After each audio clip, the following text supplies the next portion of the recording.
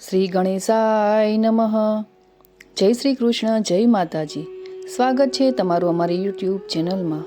મિત્રો, આજના વિડીયોમાં આપણે જોઈશું મકર સંક્રાંતિના દિવસે દાન સ્નાન દ્વારા મકર સંક્રાંતિની ઉજવણી કેવી રીતે કરવી તથા દાનનો મહિમા અને મકર સંક્રાંતિના વ્રત વિશે. આપને જો આ વિડીયો પસંદ આવે તો વિડીયોને લાઈક કરજો, શેર કરજો અને આપ જો અમારી ચેનલ ઉપર નવા હો તો અમારી ચેનલને સબસ્ક્રાઈબ જરૂરથી કરજો, જેથી કરીને નવા વિડીયોની માહિતી આપ સુધી તુરંત જ પહોંચી શકે. ધન્યવાદ. મકર સંક્રાંતિનું વ્રત. ઘણા પુરાણોમાં દાન અને વ્રતનું મહાત્મય સમજાવ્યું છે.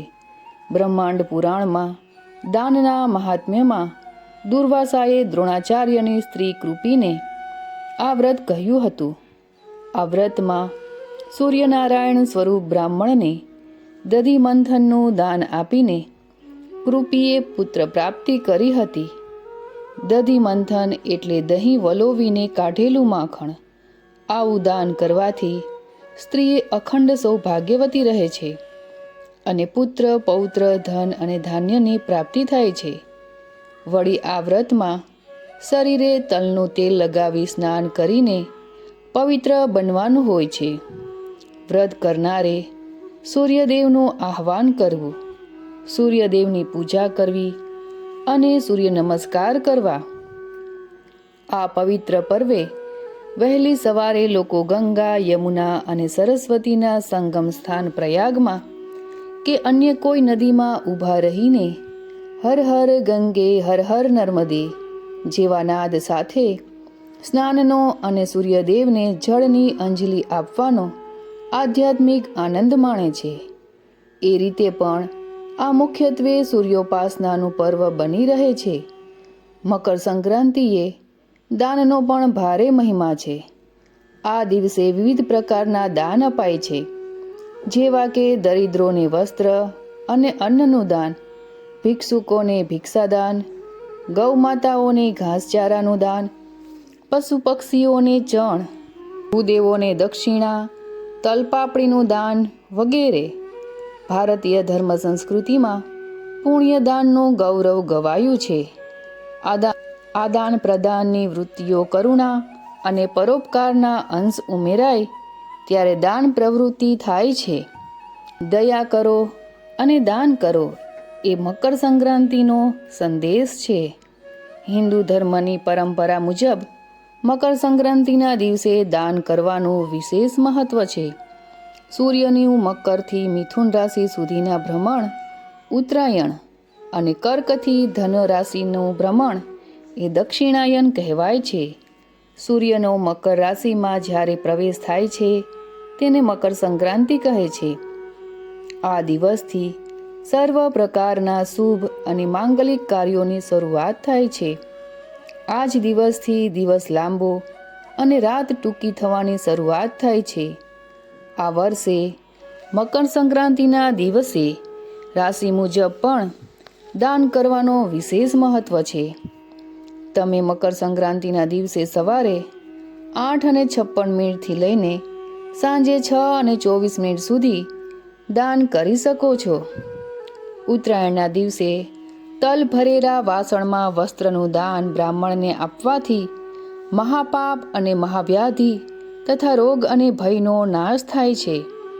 સંક્રાંતિના દિવસે તલ, વસ્ત્ર, ગોળ, વાસણનું દાન આપવું, તલનો હોમ કરવો, તલના લાડવામાં સિક્કા મૂકી ગુપ્ત દાન કરવું.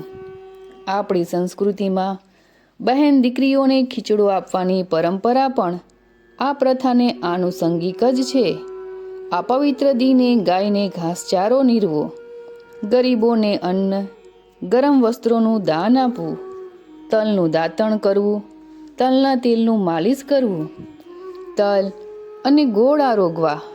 આયુર્વેદની દ્રષ્ટિએ તલ અને ગોળની પ્રકૃતિ ગરમ હોવાથી શિયાળાની ઠંડી ઋતુમાં શરીરને ગરમાવો મળે તે આશય પણ આ પરંપરા પાછળ રહેલ છે. આ સંક્રાંતિ પર ઠંડીની મોસમ હોય છે, તેથી આ દિવસે ગરમા ગરમ સ્વાદ સાથે તલ ગોળના લાડુ ખાવાની પરંપરા છે અને જરૂરિયાતમંદો લોકોને તલ ગોળ મળી રહે તે માટે પણ સંક્રાંતિ પર દાન કરવાની પરંપરા છે. વિટામિન ડી સૂર્યમાંથી મળે છે, જે હાડકાં અને સ્વાસ્થ્ય માટે ફાયદાકારક છે. ઠંડીના દિવસોમાં આપણે ગરમ કપડાં પહેરીએ છીએ, જેના કારણે સૂર્યપ્રકાશ સીધો શરીરમાં પહોંચતો નથી, જેના કારણે આપણને વિટામિન ડી નથી મળી શકતું. સંક્રાંતિ પર પતંગ ઉડાડવામાં આવે છે, જેથી લોકો થોડો સમય સીધા સૂર્યપ્રકાશમાં રહી શકે અને સ્વાસ્થ્ય લાભ પણ મેળવી શકે.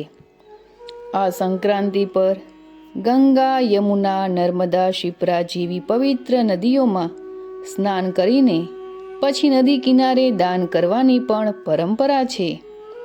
ભગવાન સૂર્યને તલ અને ગોળની બનેલી મીઠાઈઓનો ભોગ ચડાવવો જોઈએ. પ્રસાદ તરીકે મીઠાઈઓ જાતે આરોગો અને સૌને ખવડાવો તથા જરૂરિયાતમંદો લોકોને ગરમ કપડાં, તલ, ઘી, તાંબાના વાસણો અને ઘઉંનું દાન કરો. પિતૃઓ માટે શ્રાદ્ધ કરો અને શ્રીમદ ભગવદ્ ગીતાના પાઠ કરો. તો મિત્રો, આજના વિડીયોમાં આપણે જોયું મકર સંક્રાંતિના દિવસે રહેલો દાનનો મહિમા એટલે કે તેનું મહત્ત્વ. આપને આ વિડીયો કેવો લાગ્યો તે અમને કમેન્ટ બોક્સમાં અવશ્ય જણાવજો. ફરી મળીશું એક નવા વિડીયોની સાથે. ત્યાં સુધી આપ સૌને મારા જય શ્રી કૃષ્ણ.